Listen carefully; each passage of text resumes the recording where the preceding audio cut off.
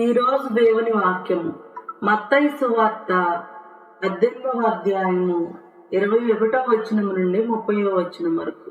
ఆ సమయమున పేతురు యేసు వద్దకు వచ్చి, ప్రభు, నా సహోదరుడు నాకు ద్రోహము చేయుచుండా నేనెన్ని పర్యాయములు అతనిని క్షమింపవలెను? 7 పర్యాయములా అని అడిగాను. అందుకు యేసు 7 కాదు 770 పర్యాయములు అని సమాధానమిచ్చాను. ఏలయనా, పరలోక రాజ్యము ఇట్లున్నది. ఒక రాజు తన సేవకుల నుండి లెక్కలు సరిచూచుకున గోరెను. ఆ రాజు లెక్కలు చూచుకున ప్రారంభింపగానే కోటి వరహాల రుణస్థుడొకడు అతని సముఖమునకు తీసుకొని రాబడెను.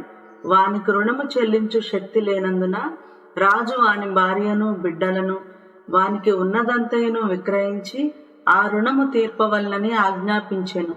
అప్పుడు ఆ సేవకుడు అతని కాళ్లపై పడి, కొంత ఓపిక పట్టుము, నీ రుణమునంతయు చెల్లింతును అని వేడుకొనెను. ఆ రాజు వానిపై దయచూపి అతనిని విడిచిపెట్టెను, వాని అప్పును కూడా క్షమించెను.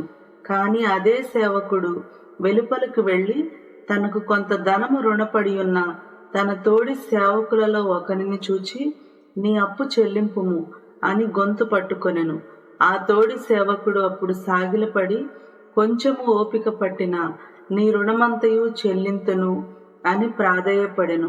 అందులకు వాడు అంగీకరింపక రుణము తీర్చు వరకు వానిని చెరసాలలో వేయించెను. ఇది క్రీస్తుని సువిశేషము. క్రీస్తువా మీకు స్తుతి కలుగును గాక. ఆమేన్.